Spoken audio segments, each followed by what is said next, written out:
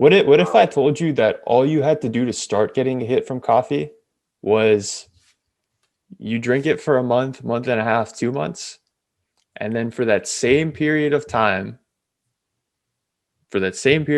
all you have to do to get back to the point where you're getting that hit from coffee is Hmm. you have to quit.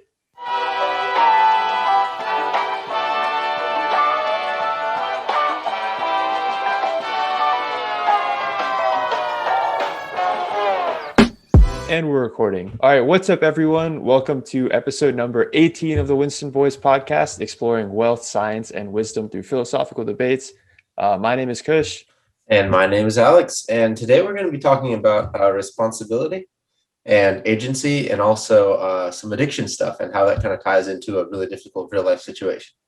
So I think we're going to have a really interesting talk. Yeah.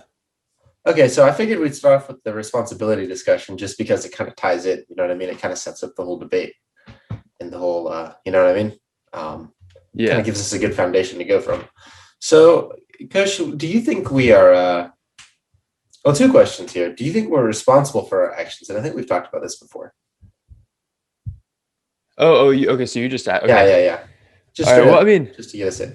so just having like read the whole outline for this section like already, like I would start with this. So, to answer the first question, like, are we responsible for our actions? Does that mean that you think like should we be held accountable for our actions? Right. As in, if I go and rob a bank, should I be arrested for it? Or can I say, oh, sorry, the chemicals in my brain were having a rough day. Just, it won't happen again.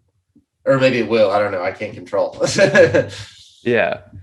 Well, I mean, I guess just to answer that question, it's like, what would the world look like if we did the opposite? Like, you know what I mean? Like, Yeah, it's that's not kind good one, of is it? like, yeah, it's like, I mean, if we literally, if we did exactly what you said, like if we were like, oh, everything just a big chain reaction, it's kind of like, I mean, it doesn't seem like it would be very productive. I don't know if you feel the same way. Yeah. Now, that doesn't necessarily answer the philosophical question, but I agree that living in that way would be impossible, to say the least.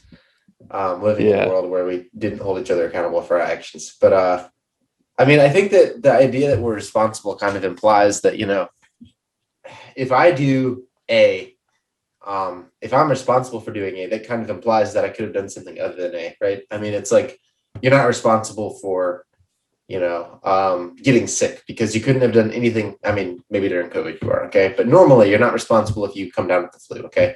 In a normal year, right? You got your flu shot and everything. There's nothing you could have done. You don't know how you got it. You don't know what you could have done to prevent it. You couldn't have done anything else, right? You just got to stay home for a few days and get over it, right? You did A and you could only do A, so you're not responsible for doing A, right? And then I think having responsibility kind of implies, okay, well, I did A, but I could have done B, C, or D, right? I went and robbed a bank, but I could have gone and volunteered at the orphanage instead, right? And I Yeah. didn't. I chose to rob a bank, and so that's like, I'm responsible for that because I could have done elsewise, right? That's kind of how I see it, I guess. Um, Yeah. so it kind of, I think it really implies the existence of free will pretty heavily. Because, I mean, if there's no free will, then how could we do anything other than what we do? You see what I'm saying with that? Yeah. I mean, okay. Yeah, I mean, I don't have anything to argue on that. Like, I mean, I feel the same way. I'm trying to think. I'm trying to be entertaining. I'm just like, yeah, I don't have, I don't have anything I can say about Well, that. I'm glad we agree. I'm glad we agree. Yeah. So do you think we have free will then? Okay. I mean, so this is where it gets interesting. So, like, how do you define free will? Like when you say free will, do you mean like, is the butterfly effect a real thing? Like, is this all just a big, like No, complex chain no, no. reaction? Or are you saying like, does fate exist or like, No, not fate. Fate would be the opposite of free will. So would the butterfly effect, because it's all determined, right?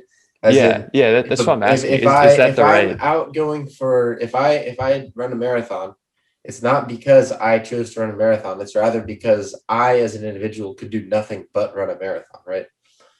There's Mhm. the right. I mean, if there's free will, that means I could do things other than what I've done, right? That's kind of what it means. It's like my future could go in multiple directions. If there's no free will, then I have to do one thing, right? Yeah. And right? And I can't do anything else. And one could argue that if it's my fate or whatever, right, the universe has determined through its physical laws that I'm going to go and become a bank robber. Why am I accountable for that if I have no choice, right? Yeah. In the Well, absence of free will. here's the interesting thing though. Yeah. Like in theory, only one thing will happen. Like if you look forward, like in theory, like given like a set of possible things that could happen, like at any given point in time, only one of those things will happen at that point in time. Yes, I Like there's totally lots of agree. branches where you could go, but in theory, only one thing will happen. Right, right.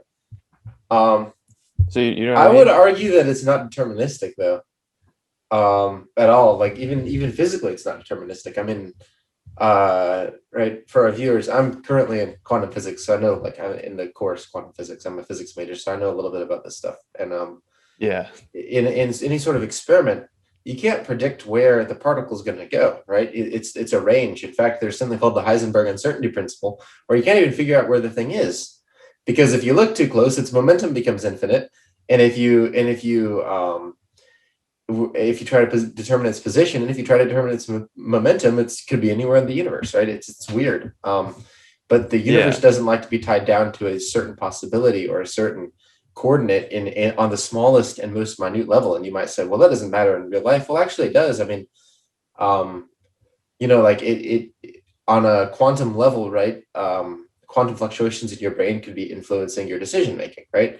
It could be that that could be a major source of uncertainty in human decisions, right? It could be that even if we can't possibly be fully deterministic, I would argue, because there's enough quantum fluctuations going on in our brain that if you omnipotently took a screenshot, right, or whatever you want to call it, if you knew everything about my brain right now, you wouldn't be able to determine what was going on in 10 seconds exactly. You have an idea of relative states, right?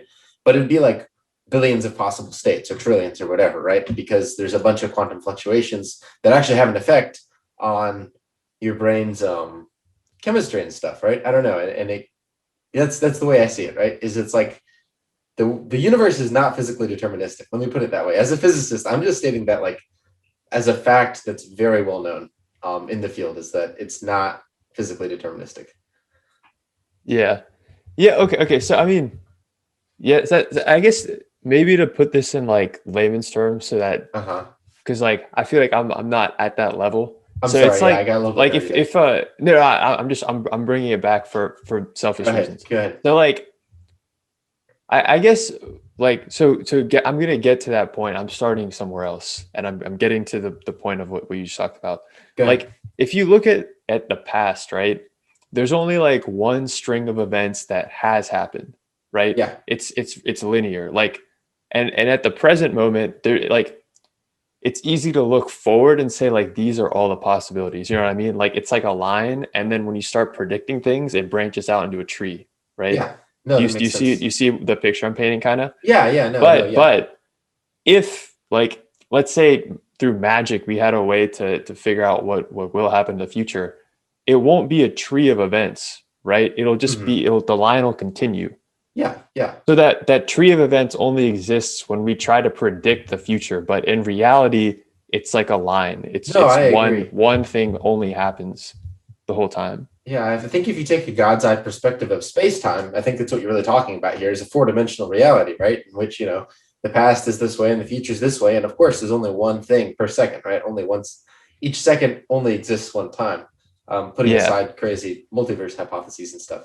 But I think that makes total um, sense, though, because it doesn't, just because, look, um, if in that timeline you have, here is A and here is B, right? But looking at it and knowing all the laws of the universe, okay, let's say that you're a really smart guy and you figured it all out, and you're in your God's eye time machine and you're looking at all the universe, okay?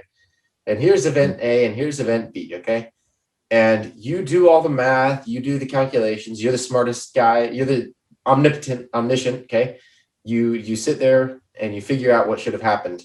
And B doesn't necessarily follow from A, is what I'm saying, even though B happened, right? Like, it doesn't necessarily mean that it's deterministic, even in that case. Just because Yeah. in the past, let's say I decided to go to Wake Forest instead of Chapel Hill, that wasn't like a certain thing, right? I mean, that's what happened, but it was a probabilistic thing. It wasn't like a, well, I would never go to Chapel Hill under any circumstances, right? I mean, I like Chapel Hill a lot. And, Yeah. I would never, like that's not what like to say it's deterministic there. I think, of course, that's a simple example, but, in daily life. But I think to say any given event is deterministic is usually not necessarily right, even from a physics point of view, right? Let alone an agent point of view, right? Like I'm a person and Yeah. I make Well, okay. decisions. Maybe we can also make this more theoretical, because this is actually like a thought that like I feel like I've had for a while. Yeah, go Or I ahead. think we've talked about it too in the past, not just Yeah. I. But I guess what you're saying, like when you say it's not deterministic, you're saying that like we have proven like hard, solid evidence that at a certain like level, like in our universe, there's things that are actually truly random. Like not that like we don't understand the nature of this, and so to us it's random, but maybe a future civilization or whatever humans turn into could, figure out like why these things are happening. Something that we've identified that is like 100% like this thing is random. Like this is where like God's hand is at work. Like we have found it. This is it. Like is that what you're Well, saying, that's the or stuff is that it? made Einstein mad, because Einstein was like, what was it? Einstein always said, well, God doesn't play dice, so quantum physics can't be right. And then the guy who came up with quantum physics wrote back, don't tell God what to do. Yeah, Literally, like this is they like wrote letters to each other that were very irate, because Einstein thought that they were like violating something by coming up with this. Anyway, it was kind of interesting. yeah. And I Yeah, so remember his this like stuff is coefficient yeah, stuff. so this stuff is like not. Let me explain how. When you solve like a quantum physics equation, right? Um, you come out with a wave function that gives you a probability distribution. So there's no way in looking at a particle that I'm going to say there's a given chance of being at a given point, right? In fact, the chance of being at any specific point is always zero, because you have an infinite number of points and an only 100% probability, right? So the probability of being at any given point is zero, right? Um, does that make sense? Oh yeah, because it's an infinite number. It's an Okay, infinite so number of points. I mean, I even see I in a see the very small, logic. even in a very very small, a femtometer container, you end up not being able to, like, you still end up with an infinite number of points, right? It's an uncountable infinite number of points, in fact, right? The number of points between 0 and 1 is uncountably infinite, if that makes sense, because you can't even like between any irrational number, there's still an infinite number of irrational numbers. That's besides the point. But anyway, it's not like you get this probability distribution, and there's no way to determine where it's going to be, or like you can have a very low probability of being somewhere. But even if, let's say, this is the weirdest part, you there's something called quantum tunneling, and so let's say I have a particle between these two. Here, there's a particle here, and it's bouncing back and forth between my hands, okay? And let's say that it has this much energy, so it can't get out, right? This is my potential, okay? And so it's like, think of like a guy on a roller coaster, right? And the roller coaster doesn't have enough like speed left, right? Maybe there's a really fat guy on the roller coaster, okay? So the roller coaster can't make it up the hill, and so it's going back and forth, okay? Between this hill and this hill, it's like shoo, shoo, shoo. Right now, let's say it's a very low friction roller coaster, so it never stops, it just keeps going back and forth, right? Well, in quantum mechanics, that wouldn't happen. Eventually, if you did that forever, you would just pop out on the other side. In fact, that's what happens when radioactivity occurs, and it's totally random, right? So I mean, you take a uranium atom, and the alpha particle, this little piece inside the nucleus, is just oscillating back and forth for like a billion years. I think it's like 3.5 billion on average. And then eventually it just pops out randomly, even though it didn't have enough energy to make it over the top of the potential. It just kind of yeets out. Like, screw Yeah, you, physics, I don't care. Like, it's impossible classically. If you saw the roller coaster do that, you'd be like, what the hell? Like, that doesn't make sense, right? That's why we call it tunneling, because it's like it goes through the potential. But I mean, I would just say like that's not deterministic, and it's impossible to conceive of a way in which that's deterministic, because you can have identical particles, billions of identical particles, and they'll all come out at a different time, right? Yeah.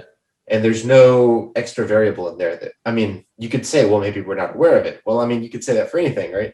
Yeah, I mean, exactly. That's kind of the point I'm making is like who's to like I mean like who's to say that like humans won't get more advanced or that we won't evolve into something that gets more advanced and can solve that exact problem, or that there's not some other advanced like species out there somewhere in the universe that's already figured out like a deterministic way to solve that exact problem that you're talking about with like the alpha particle. Well, you see, Like, you can't, because the problem is you end up, let's say that there was some sort of deterministic way to figure that out, right? Let's say if the particle is at a certain point, you can determine where it is in the future, right? But the problem is you run into the Heisenberg uncertainty principle, which is totally inviolable, excuse me, because of a bunch of other stuff. But basically, it's like, think of like conservation of energy, okay?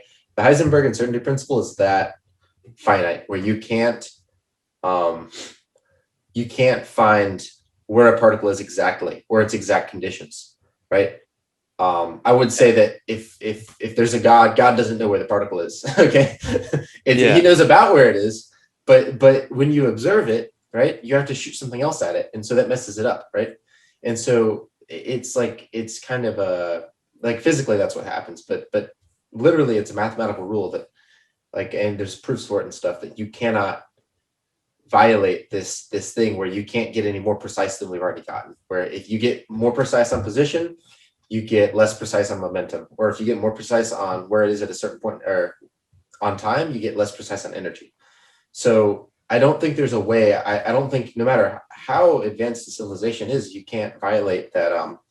The closest you can get is momentum times position is a little tiny constant over 2, h bar over 2, and that's not precise enough to have a deterministic um, idea of what's going to happen. So how can you get closer? yeah. But maybe we're wrong. Like, I guess I like okay. Maybe another way to look at this is kind of like you know how like religious people like there's just like there's this idea of like okay, you just have to believe in the fact that there's a God, right? Like that's like an Yeah, underlying part of religion. Like I guess this debate's kind of like the same thing, but maybe for someone who doesn't believe in God, which is like how do you disprove? Like how do you with like how do you for like the same way like it's like hard to like there's no way you could say like there's no way science could say God isn't real. Like we're not, or at least now we're not at that point where we could do anything to say God isn't real. Like I feel like what I'm saying is like how are we at the point where we can say this isn't all just a big chain reaction? Like because like at the end of the day, like you could always argue that like hey like I mean in the past humans have been very wrong about science. Like at one point we thought the earth was like flat. Like we you know like I mean we keep learning new things.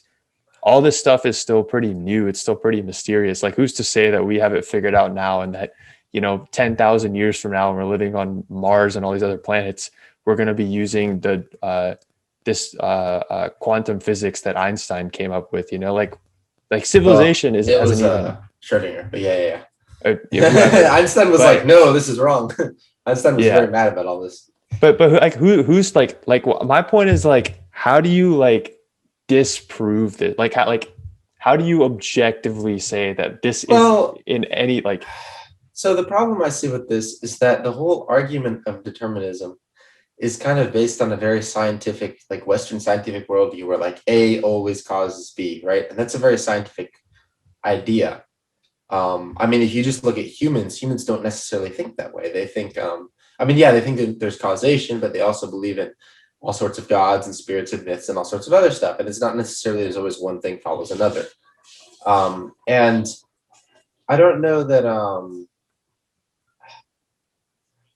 I feel that determinism, if there's anything you're going to believe in, I feel like determinism is such a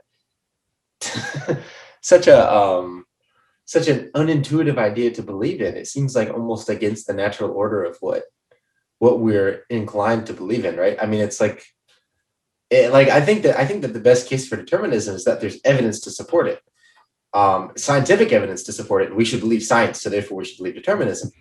But it seems that determinism is not scientifically supported, right? Or at least not. I mean, you could say probabilistic determinism, yeah, right. If something happens, if you looked at A, you could say, okay, well, this range of things would happen, and there's X% chance of B, right? You could do that quantum mechanically and everything else, right?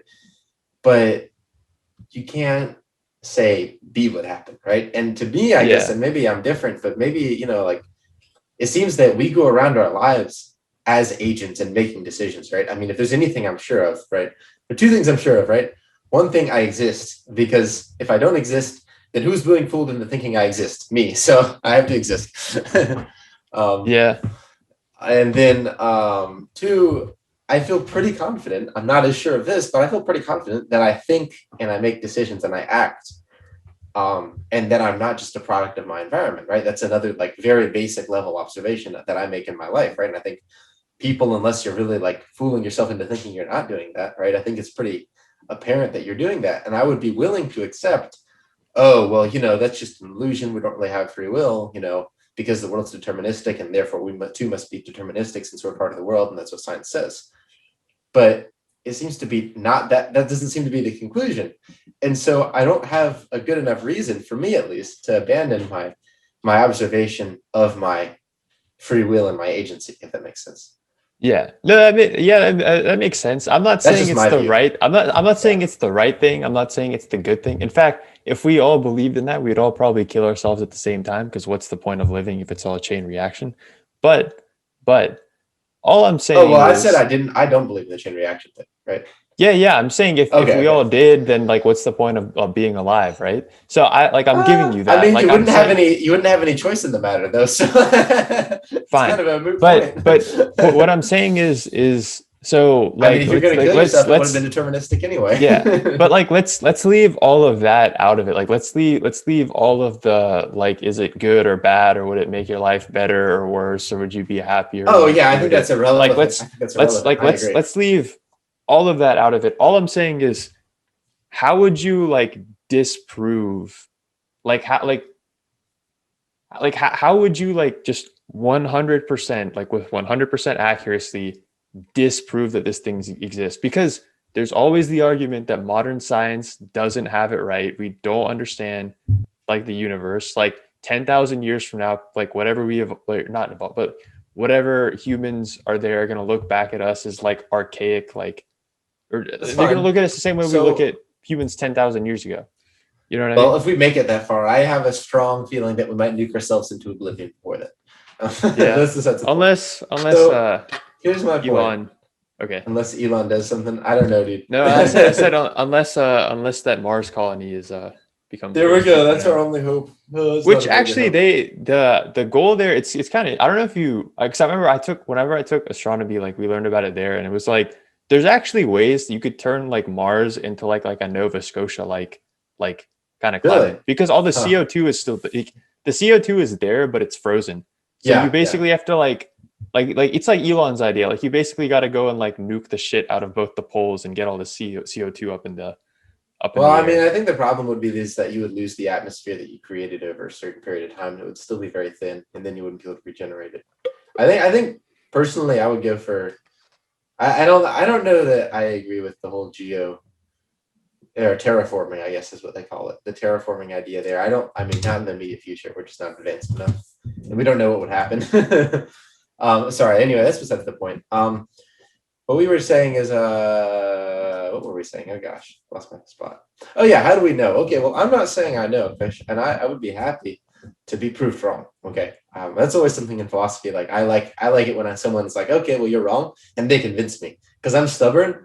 And if they convince me I'm wrong, it usually means it's been a good day for me, because I've definitely learned something new against Yeah. my own. But so like what I'm saying here is not that I know that I'm not a deterministic thing. What I'm saying is I have a pretty good intuitive idea, right? Yeah. And right, I feel pretty strongly that I get to make choices. Okay. I think we all do. We all act as if we make choices. We all feel like we make choices. I think in the absence of overwhelming evidence, it's right to assume we should make choices, right? That's just rational, right? We observe something, we feel something, we should assume it's correct until proved otherwise, right? And then look for proof. Well, okay. So the determinist says, okay, well, let me prove you wrong. and science. Okay, here's science. Yeah. And then I say, well, actually, science doesn't prove me wrong. Science leaves plenty of room for free will and non-determinism. In fact, science is very much anti-determinism. It Yeah. literally, so far, we have proved that the universe is not fully deterministic. It's probabilistic, but it's not deterministic. Yeah. Well, And let me. Sorry. and then let me just finish my thought real quick. And then the determinist has to reply with, "Oh wait, well, science isn't ready yet." So what you're all I'm saying is, okay, determinist, prove me wrong. I think the burden of proof is on you. And then the determinist says, "Oh well, I can't, but maybe science will be in the future." Well, that doesn't strike me as a strong enough argument. Does that make sense? This seems like it's very weak. I think so. So what you're kind of like repeating what you said earlier, and I'm doing the same thing. So like let me just say, like let me phrase this in a different way. Go ahead. I'm not arguing for or against determinism, and I'm not saying that you're right or you're wrong. So No, I totally agree with you that if someone came in and tried to argue that you were wrong, this argument would win because it's like, hey, you might be wrong because you're telling me I'm wrong. So now the burden of proof falls on you. All I'm saying is if you go down the philosophical rabbit hole of oh boy, can we prove, can we with hard evidence, like you could throw any argument at us, you could throw anything at us, and we have the strongest, like the equivalent of like a Minecraft netherite shield fortress of like an argument that determinism isn't real. Like I'm saying, like, is there any way to with hard evidence say determinism isn't real? I'm not saying that you're wrong, you're right. No, I get it. I get it. I'm just saying, think so. I think could we disprove it? Could we disprove it? I mean, I think that quantum physics has disproved it. If you don't want to believe in quantum physics, or you think that the future may give some sort of breakthrough, as I said, I think that's very unlikely because of the Heisenberg uncertainty principle, that there's no way to determine, the universe can't determine, right? God can't determine where a particle is precisely. And so there's no way to get a deterministic outcome if that's what it requires, is more precision. And so maybe you're right. Maybe in the future, science would give a breakthrough. So of course I can't disprove that. But I'm saying I'm not arguing for a breakthrough in the future. I'm saying what if. I'm saying what if. I understand. I'm saying what in this what if scenario, I would say that there's no way to 100% disprove anything except for, like I said, I think I can disprove that I exist. So that's the only thing I'm certain of, is that I exist. Because like I said, if some idiot's being fooled into thinking that I exist, that idiot still exists, and so I still exist. See what I'm saying? That's all. So, okay, that's all I'm sure of. Okay. Yeah. So now you're saying the same thing. That's the only thing I can say with it. You're not going to convince me I don't exist in some way, even if it's not in the way I think I do. Okay. Yeah. Okay. So now we're on the same page. That's the only thing I can say about that. Yeah. No certainty. And I'm open to someone proving it. Right. I'm happy to see it. You know, I'm just saying the physics as I see it says it's wrong. But I'm always happy to learn something new in physics or philosophy, or for new things to come up. Well, we're on the same page now, at least. Yeah, absolutely. And there's no way to no way to prove it. It's like there's no way to But I mean, 100%. Look, there's no way to disprove the flying spaghetti monster either. Okay. Yeah, that's what I'm saying. You can't I'm saying it's the same. That's why I was using religion as another example. Like you could use anything as an example. Like we're saying okay, determinism might not be probable based on what we know now. There's this, there's that. You couldn't convince me. This is why philosophically, all this stuff, right? But I'm saying let's say you're trying to go to sleep one night, and you can't go to sleep until you can hard disprove that determinism isn't a real thing, because you're okay, if determinism is real, what's the purpose? You're going down a rabbit hole, and you're I have this problem where I need to disprove it. I need to with hard evidence disprove it. It's how could you disprove it? How could you disprove anything? That's what I'm saying. You can't disprove it.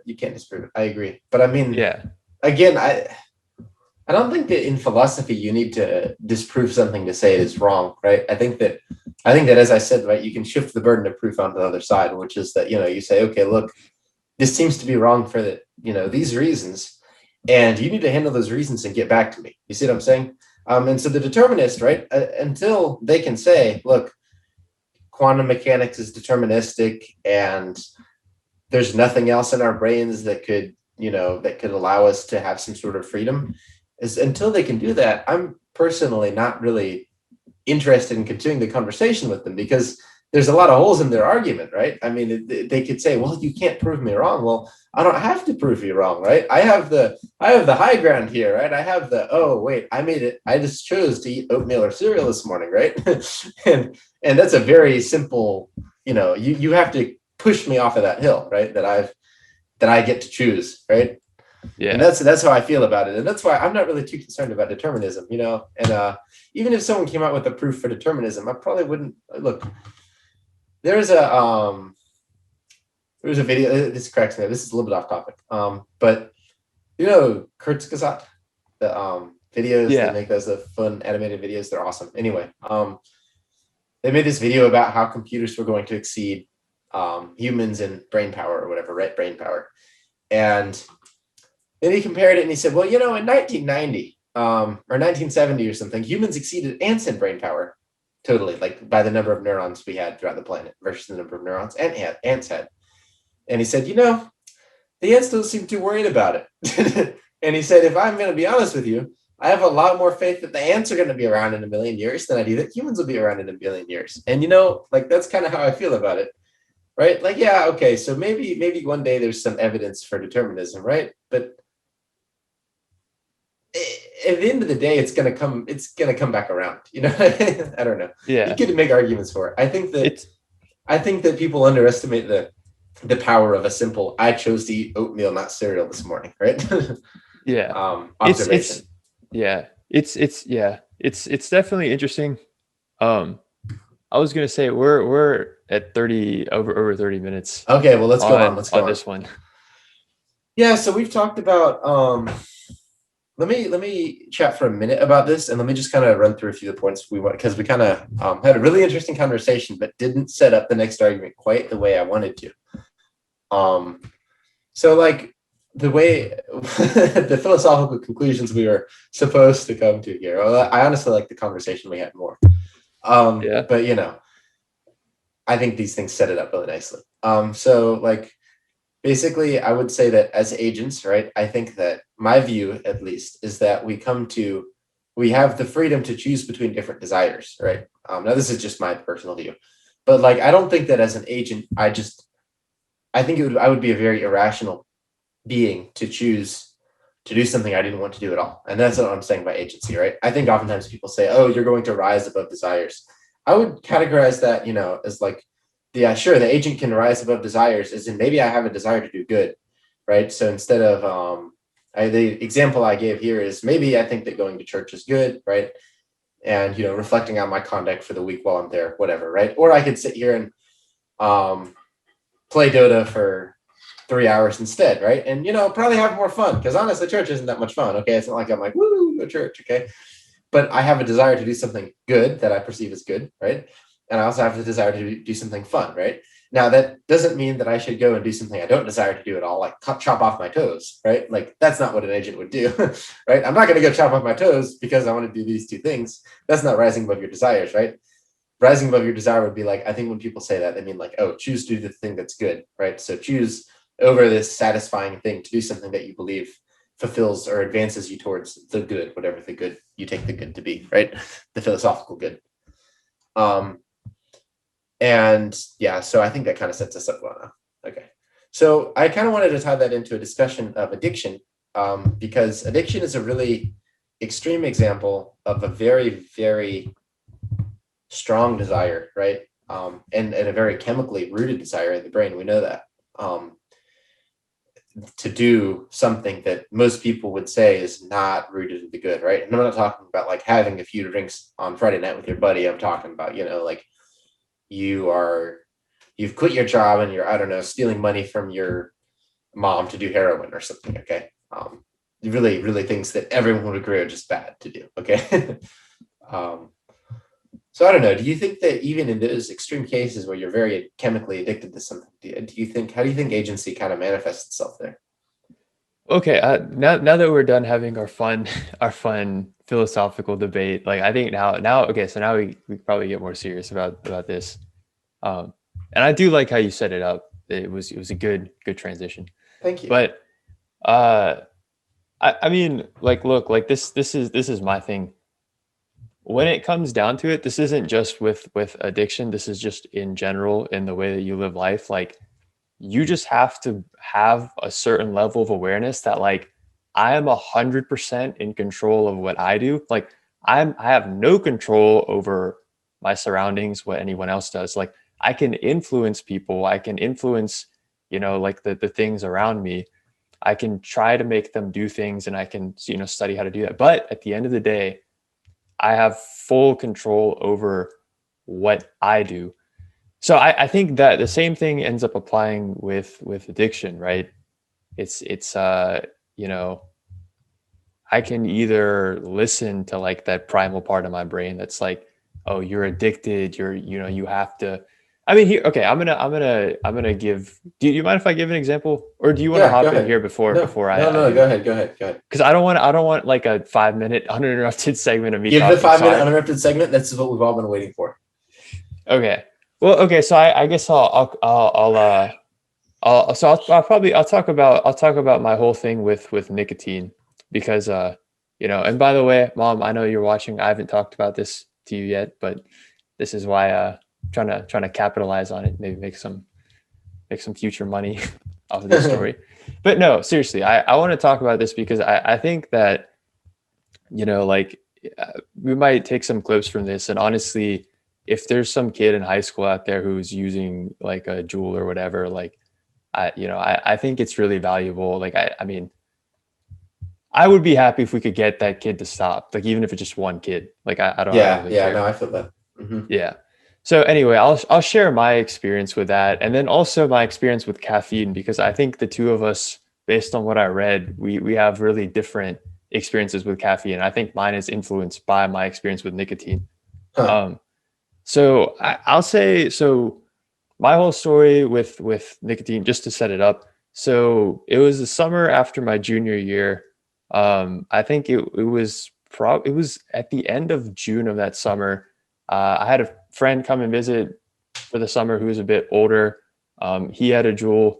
I was kind of obsessed with the technology behind it because it's like a very like exciting piece of technology. I don't know if you feel the same way, but like they market it like they're Apple or something. You know what I mean? Yeah, yeah, yeah. I Like, mean, it was pretty slick. yeah. So I think there, like I was like in my head, and I mean you were there for when this started. I don't want to say his name, but it was I can't even, because then your mom will know who it is too. It was this guy who was mostly friends with you. I remember I went and asked him if he could go and buy me one weekend, and he did because Oh, yeah, I yeah, like, yeah. and in my head, like I was only getting it right because it Uh-huh. was so exciting from a technology perspective. Like I was Uh-huh. like, I'm not even gonna inhale the vapor or whatever it is. Like I was like, I just want it to like use it because it seems like such a cool piece of tech. And Uh-huh. I think for the first like 2 or 3 weeks, I didn't ever inhale. Like it was just like I just play around with it or whatever, Uh-huh. right? Until one day I start inhaling it.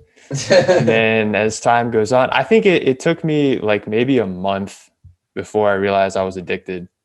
And I used nicotine, including that month, for 18 months. So I remember I got the Juul like at the end of, I think it was June of 2017. And the last time I ever touched anything nicotine was January 26th of 2019. I only remember that date because that's the day before one of my suite mates, Jelani, which I might have to bleep out his name. That's the day before his birthday. And so like that's the only reason I remember. That was the last time I read. But anyway, I just wanted to put that story out there to set it up. I've been talking for 3 minutes, so please say something so this is not, I uninterrupted. mean, I agree. I mean, just as your friend, I remember you were definitely addicted, and like I remember you would like come to school, just like illustrate the example, right? And I mean, he would have forgotten his Jewel, and he was like a different person, right? Like Kush would come to school, and he'd be like, "Dude, like I do not feel good today." Like he was like out of it. I remember one time you forgot your Jewel, and we were like sitting at lunch. I was like, "Dude, what's wrong?" And you're like, "I just don't have my Jewel." And I'm like, "Okay." Yeah, that was a Like, different damn. issue. I think back then too, like I was just being dramatic for like attention. Like I that mean, but was a I whole think, yeah, I another think issue. I'm just illustrating the But fact that I mean, yeah, nicotine's like, I mean, people, I think people kind of, because it's used frequently and it doesn't have like terrible effects, like for instance, heroin, right? I mean, it's not like your teeth are gonna, I don't know what happens when you take heroin, but it's not good. Okay. It's much worse than nicotine. Okay. yeah. Um, people don't associate it with as serious of an addiction, but I mean, if you pull up the like addictiveness chart, like no, it's not up there with heroin, but it's up there. Like it's a very addictive drug. And yeah, I think that what I would like to say here, what I would like to emphasize is that when you quit, how did you quit? Did it just happen, or did you decide to do it, or what? Well, here, okay, I'll say I'll start with this because I might clip this for TikTok because I would really want to share this with other people who are trying to quit. Like, if you're addicted to like Juul or whatever, like, here's the thing: don't stop trying to quit. Like, if you're addicted to anything nicotine, like I know what it's like I can remember because it literally like it took me 1 month, like maybe even less than that before I realized I was addicted. And every point after that for the remaining 17 months, I remember every time I put like a new pod in, which is like opening a new pack of cigarettes or whatever. I remember every single time I tell myself, okay, this is the time I'm going to quit. I'm going to stretch this out as long as I can. It's going to be over. And every single time I kept saying, I'm going to quit this time. I'm going to quit this time. I'm good. And there's times where you really want to give up, but literally don't stop. It's just a numbers game. That's all it is. Every single day, try to quit. It'll happen eventually. It might not happen today. It might not happen tomorrow. It might not happen a year from now. Eventually, you're going to quit. So every time you get the opportunity, hey, this morning I haven't hit the Juul or whatever yet. And like you're saying, hey, I'm going to see how long I can go without hitting it. Do it because that might be how you quit. That's literally how it happened for me. I remember, like one night, it was the winter break after the first semester of my freshman year, and I was back here, and I won't say his name, but I was in the guy's basement, who we always used to hang out in his basement. Mhm. And I remember there were some other people there, and I went there, and I had like my last pod in out of the pack that I bought. And I was like, after this pod, I'm not gonna buy any more. And I woke up the next day, and again, just the same way I'd done like a million times before. I was like, I'm not going to buy any more. And I didn't buy any more that day. And I didn't buy any more at any point after that. And it Right. was kind of an interesting thing because I remember I went about a week, and I mean, that actually was the last one I ever bought. But after that point, I went about a week. I hadn't hit a Juul or anything like that. And then there was like a Christmas party we went to, and there was another friend there who had one. I was like, eventually it was like, hey, can I hit that? I remember I took like 2 or 3 hits of his thing, which is the same thing as like smoking a cigarette. And so like I remember, that was maybe a week after that. And then a few days after that, I can't remember, but no, it was whatever the time is between Christmas and New Year's, because we had a New Year's party at our house, and the same guy was there. He had his thing, and like later in that, I was like, hey, can I hit that, right? And so it was like smoking another cigarette, maybe like a week ish afterwards. Mhm. And then I remember for that January, I think there were 4 weekends, and I think 3 out of the 4 weekends I did the same thing. And I remember the last one was that night, like the January 26th, because I remember we were out for my friend, like we were out for his birthday. Mhm. And then after that, and every weekend I'd tell myself, hey, next weekend I'm not going to use anything nicotine. I'm not going to do it. And Right. I'd end up doing it, but every weekend I'd be like, it's not going to happen. I'm not going to do it. Right. After January 26th, I told myself the same thing again the next weekend, and then it didn't happen. So it's like So you literally don't stop trying to quit. That's yeah. all I'm saying. Don't So be it a sounds like bitch. you made a decision. Yeah. Is what I think that's what it comes down to, which is interesting. Because right, I mean, a lot of right, I think that anytime someone quits an addiction, it comes down to a decision. I don't think anyone accidentally quits an addiction, right? Unless you're like in prison or something and can't get the drug anymore. But Yeah. you have to like choose to quit, right? I think, and I think that's a very good time, a very good, even in this very difficult situation where the brain, I mean, and I'm not going to go too much into it, but I worked in a lab that was studying addiction for a couple of years. I actually just kind of finished up there about a month ago. And I mean, there's very strong chemistry and stuff in your brain from certain parts of your brain that are like heavily reward. Like they give a huge reward signal to any sort of drug use. These sorts of addictive drugs like nicotine, alcohol, cocaine, anything like that. And they have these neurons that protrude into the front of your brain where you kind of your decision making goes on. And so it's very strong influence, right? And a lot of people say, oh, we shouldn't treat it like a choice because it's not. And I totally disagree with that. Having studied it and everything, like I think it's a choice. And I think that you should treat people who aren't making the right choice with a lot of compassion because it's a very difficult choice to stop using, right? But it's still a choice. It's a choice. It's a choice every morning. Every morning when you wake up, it's still a choice. It's still a choice whether I want to be addicted today or not. Right. Well, no, I mean, I don't know that you can choose not to be addicted, but you can choose not to use it. You're still addicted, I would say. You know what I mean? I mean, it takes time to get off. Yeah. But I mean, that poorly. Yeah, but I see what you're saying. Yeah, I absolutely do agree. And I think that's not, and I don't want to phrase this as a criticism of like, oh, I mean, look, I drink coffee every morning and I choose not to quit drinking coffee. I actually didn't have it this morning, which is why I keep yawning. Not every morning, probably like 6 days a week. I drink a couple cups of coffee. When I want to do work, I do coffee. And like, I don't want to stop because I don't think it's bad for me. I don't know. There's like mixed evidence that caffeine really, like, as long as you just have like 1 or 2 cups of coffee, it can actually be beneficial. So I'm like, whatever, right? Like, now, so this is interesting because you sound exactly the way that I did before I under. So when you're talking about it, you're like, it's not that bad, right?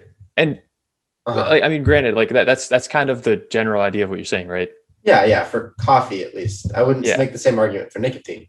Yeah, we're not talking about nicotine. We're talking about coffee now, right? So coffee's not that bad, right? And I mean, clearly, it's not that bad. It's not going to do a whole lot to you. And you're kind of like justifying. You're like, hey, it's not that bad. I drink 1 or 2 cups a day. It's all right, right? Yeah, you're making that argument. Yeah, a couple 100 milligrams a day, probably. Think about. So why did you start drinking coffee? Was it because of the motivational hit that you get in the morning because it wakes you? Like what's the benefit?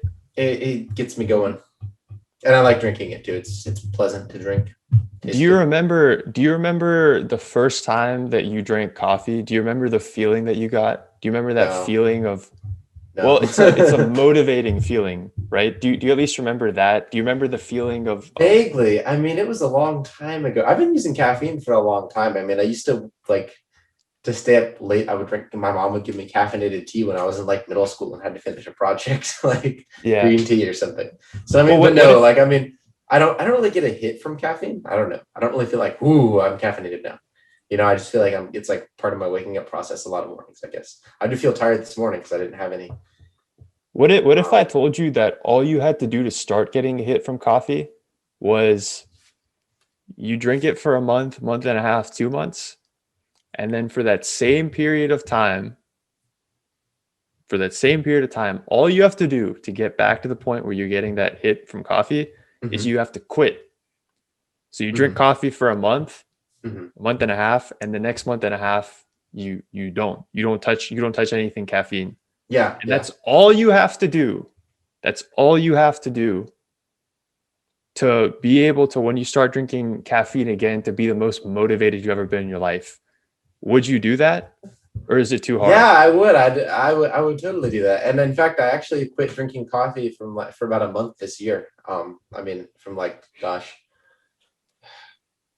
3 weeks to a month from like the end of January, early February, I think.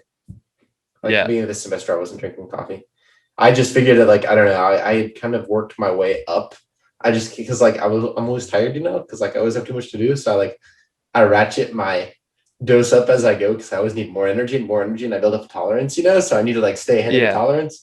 And so I was finally getting to the point where I was like, I'm having like 3 cups of coffee a day. I'm going to stop.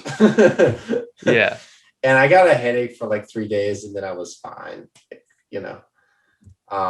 and at that point in the semester, I was sleeping plenty because it was early on. So, not that hard. But I mean, yeah, it was definitely a choice. And for me, fortunately, I wouldn't Am I addicted to coffee? My girlfriend would definitely tell you I am. But like, yeah, I'm probably addicted to coffee. Is it easy for me to quit? Easy? No. Could I do it right now if I wanted to? Yes. And I think that's a reasonable um, point. Is that, for instance, right now in my life, I don't think that one should always quit an addiction, right? If the addiction is very is less harmful than the trouble it would take to quit the addiction at a given point in your life. So, for instance, I mean, obviously, I think if you're on heroin, it's probably a good idea to quit almost under any circumstance, right? But if you're smoking cigarettes, and let's say you're like the CEO of some company, right, and like the company's about to fall apart or something, and you're working 20 hours a day and you're super stressed, right? Maybe now is not the time to quit your cigarette habit. You know what I mean? Maybe you can kick that can down the road for a year. Dude, what? Okay, here, let me. Sorry, I don't mean to cut you off, No, go ahead. but Go ahead. like, what do you think, honestly? Like, and here's the reason I was bringing up the coffee stuff, dude. It's because that's how I actually consume coffee. That's how I've been doing it since 2019. Because I started drinking coffee after the whole Juul thing.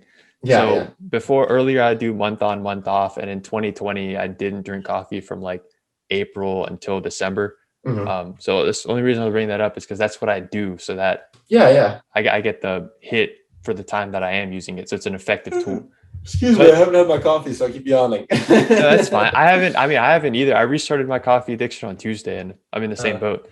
But here's what I'll say. Like when like I don't know if I should use nicotine or caffeine in this example, but like what do you think like the withdrawals actually feel like for something like nicotine or caffeine? I have no idea for nicotine. I can tell you caffeine, I get a headache and I feel sleepy. And I don't know, I was kind of sick at the time. So I don't know if it was that, but I also felt kind of nauseous. But I don't know if it was that was just me or if that was just like the coffee. I don't know. Yeah. Well, maybe, Um, maybe so if we take the physical withdrawal symptoms out, like, and just talk about the mental stuff, like, what do you think that's like, given your experience? I have a whole lot. I don't know. Like I said, am I addicted to coffee? Yes. I think I'm not in denial about that. Okay. But at the same Yeah, time, it's look, caffeine just isn't that addictive, at least not to me, right? Maybe it's addictive to someone else. But I mean, I think it's generally acknowledged that caffeine is mildly addictive, right? I don't think anyone would classify it as extremely addictive, right? And I would say that, I didn't have a lot of emotional effects from not drinking coffee. I felt maybe less motivated, maybe a little bit more sleepy. Um, I would say the biggest thing was just being tired and having a headache some days. The first few days I did it, where I would get just like a nasty headache and have to take some Tylenol, and would be tired all day, and then like feel better later in the day. But that was like I don't know. I didn't really have any emotional withdrawals from coffee. yeah. I mean, I'll say I'll add on to that. Like, I guess kind of where I'm taking that is like, because I know you've studied like the physical, like what actually happens with addiction, Mm-hmm. right? Yep, yep. When that translates into an actual like feeling, like what you actually feel, what you actually experience, Mm-hmm. rather than running away from it, because like here's the thing with any addiction, like I could be wrong, but again, I feel like at least just from from like what you experience and from in terms of like trying to quit and stuff, like Yeah. a lot of it is like just people telling you you're addicted. Like Mm-hmm. if I think like addictions, like whether it's caffeine or nicotine, they're made a lot worse by be like they're made a lot worse by the fact that you have a bunch of experts out there who like repeatedly keep telling you you're so addicted, it's so hard to quit, it's so this, it's Yeah, so yeah. that, and you keep leaning into it. But in reality, like for example, I remember with nicotine, like rather than running away from those withdrawal symptoms you feel when you're like, because it's the same thing as being hung. Like I remember it being similar to being like having the munchies. Like it's like, yo, I really need to go eat that piece of cake in the fridge right now. That'd be so good. And you keep thinking about it, but Uh-huh. it's kind of like you when you think about like what am I actually experiencing physically, like literally, like rather than running away from the feeling, it's like let me lean into it. What does Mm-hmm. this really feel like? Yeah. Just a slight tightness in my chest. And if I just breathe, it goes away. It's like Right, that's right, it. Like that's the big scary feeling I was afraid of.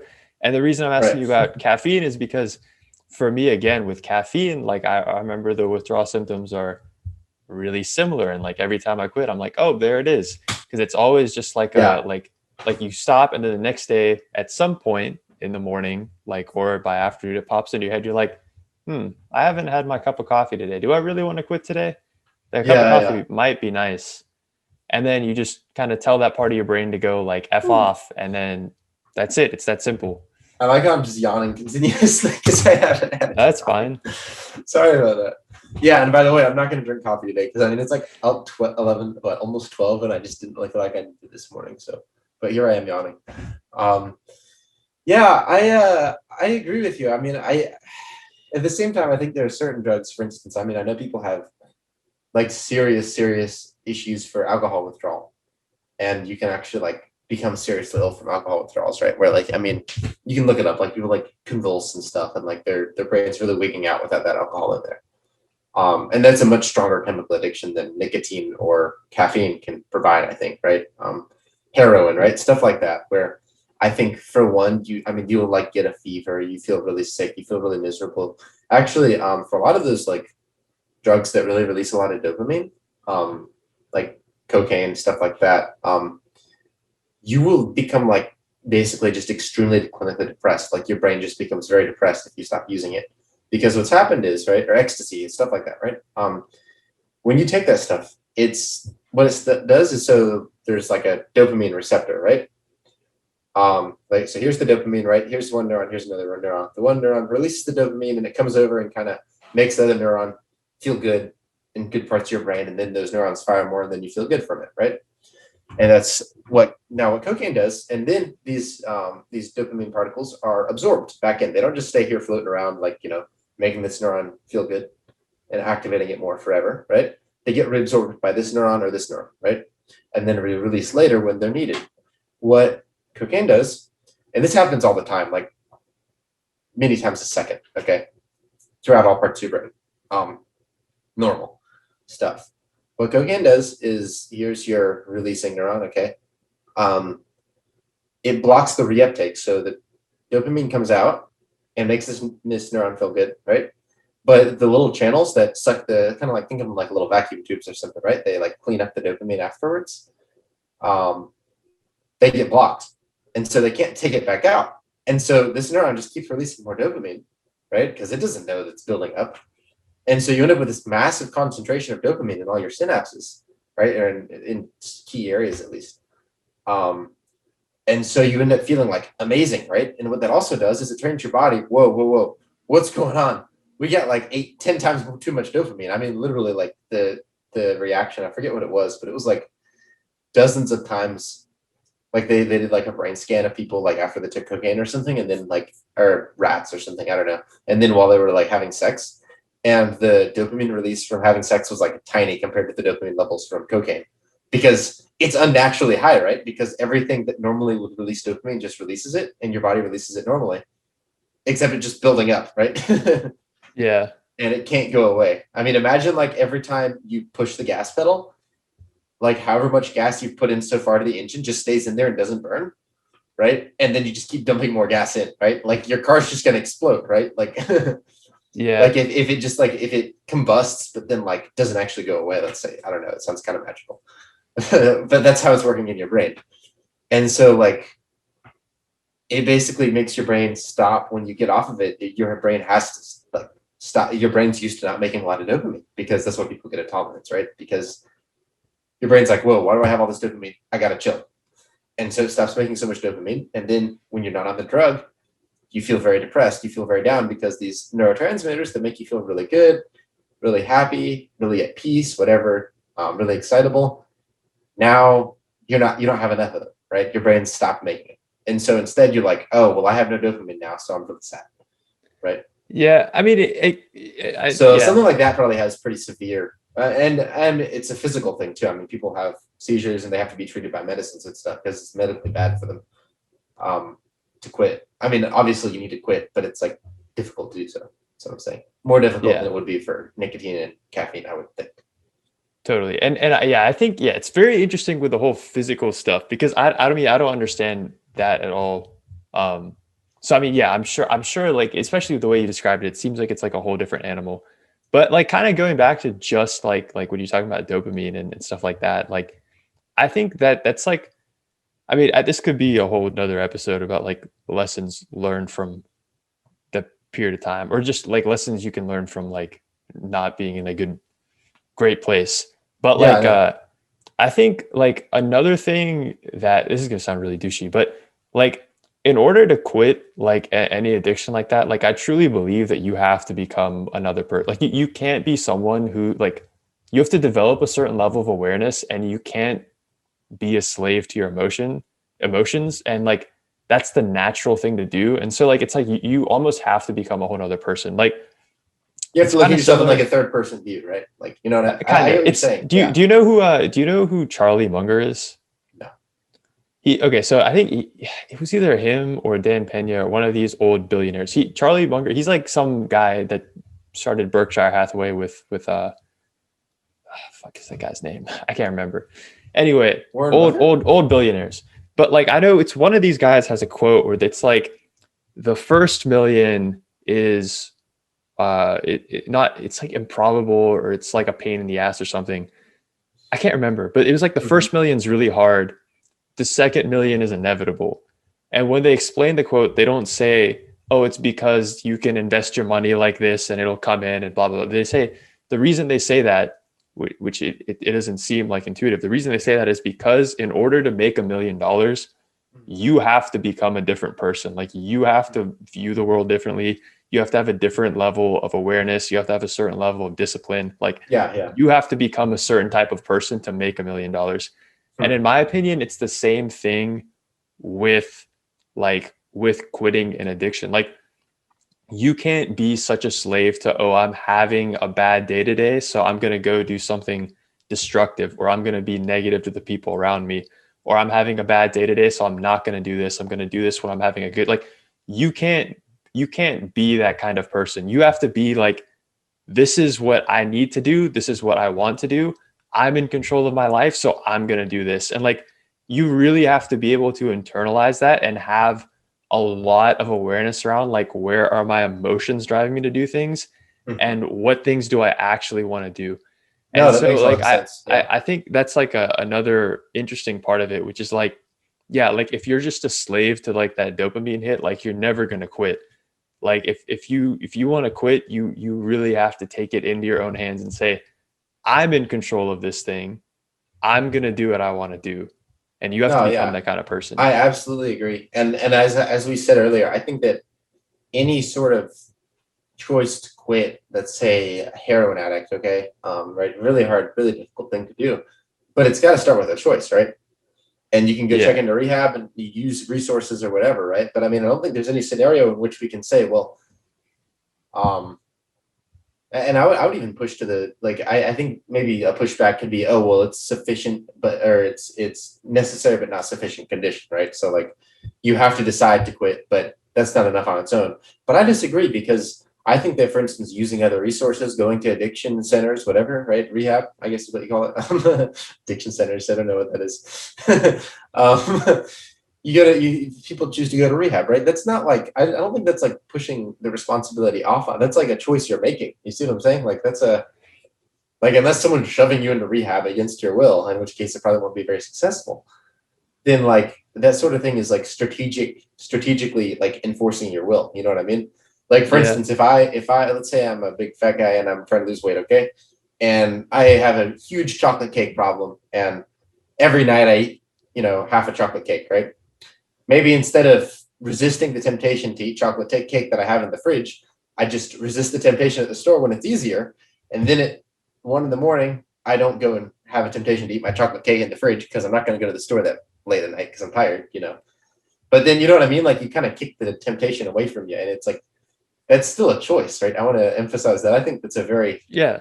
like reasonable. I mean, for instance, if let's say, I don't know if you did this or not, but let's say, you decided to quit the jewel, so you threw it out, right? Like you're creating a I barrier didn't for throw it yourself. out. I still have, That's I crazy. had two jewels. At no point did I throw them out. I still know exactly where they are. I'm Still just have them. saying, for instance, I I like looking probably, at them sometimes and being like, you piece of shit. You remember when you did stuff to me? well, that's, You that's, have no power now. That's So amazing. I think that I again, respect that. I'm trying to make a point, which is it's like I think what you're saying is right. You know, like Uh-huh. part of making that choice can be, hey, I need help, and you can reach out. But at the end of the day, like there has to be a certain level of intrinsically of I'm in control. Like people can Yeah. say whatever they want. I can feel however I want. I can feel however I want. It does not matter. I'm in control of this thing.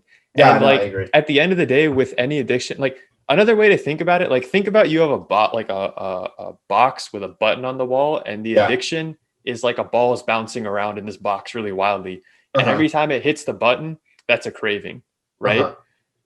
All that happens when you stop using something is like you basically break your addiction cycle, and you start to uh like basically like while you're addicted, like the button's big and the ball is big and it's bouncing around wildly, and when you hit the button, like let's say the button just deactivates for 2 hours, right? Uh-huh. Like while you're in an addiction cycle, that's how it works. Hmm. Once you break out of it, once you stop craving to, or once you start caving to those cravings, right? It's almost like for a little bit, like the button and the ball get bigger, bigger, bigger, and it starts hitting the ball starts hitting the button more and more. Right. But then as time goes on, the two just start getting smaller and smaller and smaller. It's still there. You still have the button, you still have the ball. And to be honest, like even if you've never used nicotine before, which I mean, like let's be real, like me, you, everyone in our generation Hey, has yeah, used I mean, we've nicotine. all hit, Yeah. yeah, And for but sure. even if you hadn't, even if you've never used it before, right? Hmm. That craving is still there because of the advertising. There's still like some really fundamental, like it could be minuscule, but Yeah, good point. everyone's got that button and ball in that Hmm. box Yeah. for these things. So Yeah. it's like you still have to be on your toes. Like you can't just go to like a rehab for 3 months and be like, okay, now I'm done forever. No, No, definitely not. Yeah. that button is in you for the rest of your life. Yeah. Like no matter if you were super addicted to nicotine, if you just dabbled with it or Hmm. caffeine or literally whatever, like we've all Yeah. got the button. You've got to have a certain level of awareness No, about I it. agree. And that's why I disagree with people like, oh gosh, what's her name? Uh Demi Lovato? Lovato. Lovato. There we go. There we go. Sorry, that sounded so like cut. No, I don't even know. Is that her name? It That's her is name, Demi right? Lovato. Yeah. Yeah. So she's the one who like I think she quoted herself as being California sober after she had like several drug overdoses, and I'm like, so you're telling me that after you've had all these lifelong problems with drugs, right? You've come to the Yeah. conclusion that it's fine for you to smoke weed and drink alcohol and go to parties. It's like it's again like like don't get me the wrong, I'm not like addiction come doesn't on. go away. Like you have to change. Like the addiction, the button's always there. You have to change like how you respond to when I it mean, gets she hit. just almost died. She's almost died several times over from overdoses, right? Yeah. And she's been to rehab like several times. And it's like, don't you think maybe you should just like, maybe you're just a person who shouldn't drink alcohol? You know, I've got a friend who's like, uh, he goes to wake and he doesn't drink alcohol because his dad had an alcohol issue, and he just decided. And I've actually knew another guy in high school who did the same thing, where his dad was an alcoholic, and he decided he was never going to drink alcohol because he didn't want to. You know what I mean? Like I think that that's another form of strategic. Strategically avoiding the temptation. If you think you're, I don't know. Anyway, I just think that Demi Lovato is not making a good choice there because clearly she needs some strategic help to avoid the temptation to overdose on fentanyl or whatever she's been taking. And Yeah. you know, Yeah. um, And it's getting literally drunk it's and just high maybe like isn't the way to do it. yeah. And it's like just like I think people try to like look at addictions as like it starts on this date and then I can end it on this date, and it's like that's Yeah, not how yeah. it works. Like for example, like both of us, we're addicted to coffee for life. Nothing's gonna like you could stop drinking the coffee, you Yeah, can yeah. break the cycle, but the cravings are gonna come, No, and yeah. I mean, there's science to prove that depending too. That on what like kind of once it's person you there, are, it's yeah, hardwired. That's why they say if you're an alcoholic, if someone's a serious alcoholic, they should never drink again yeah, because like when they stop, they need to stop forever because they will always be addicted, right? And that's like a chemical thing. yeah. So It's like the subconscious part of your mind will like it'll like introduce whatever, or at least the way it feels is like eat like, and I'm it. I guess what I'm saying is like there's no way that you can say like, oh, okay, now this addiction's over. I'm never gonna have a craving again. Now this is the terminal end of this addiction. Like any drug that's ever been in your system, like you have a button for it. Like the cravings will come up at some point in Yeah, whatever yeah, form they come in. yeah. Any drug you've ever dabbled with or anything. Like I Mhm. just want to put that out. So it's like you have to be the kind of person that's like, hey, like I choose what I do. Yeah, I don't want to do this, so I'm not going to do it. I don't care how I feel. I don't want to do it. I'm not going to do it. right. No, that makes sense. All right. Yeah. Well, we're at like an hour and a half almost, I think. We're hour and 10 minutes. So Oh, okay. That's probably, better. Okay. Well, yeah. I think it's time though. That was an awesome Yeah. conversation. I I really agree. enjoyed every part of that. That might have been our best talk so far, honestly. I don't know. Maybe. I think number two to the Psychosmos one. I think Oh, really? Psychosmos my, at least personally, I think that was the most value added out All of the right. one. Well, anyway, well, Yeah. it's up there for me. Let's put it that way. Yeah. All right. So, me too. So, well, everyone, thanks for listening in today. We had a really great time talking about responsibility and free will and stuff like that, and then kind of applying that to a difficult situation in which drug addiction, one of the most severe times when it seems like your free will is under siege if not compromised, and it's really difficult to take responsibility and own up for your actions. So we kind of talked about how it feels to do that and different aspects of that issue. So yeah. Yeah, and if you enjoyed today's episode, please make sure to grab your infinite, or I don't know. What do you think? What's a good? We didn't talk about anything physical today. Let's think about it. Oh man. Literally, The potential. Oh no. I don't know what that is because I didn't talk about the potential. just say the first. Just say the first thing. Just say the first thing. Grab your boundless agency. Yeah, yeah. Grab your boundless agency and smash it into that like button. And also, if you like what you heard today, please make sure to hit the subscribe button and notification bell. That way you stay up to date on all our videos. Like literally every time we post, a link will pop up in your notifications. You click it, it takes you to the video. You can listen to it in the background while you cook, clean, drive, whatever, and you can enjoy our content in the future. And with that, we'll see you guys next week. Bye-bye.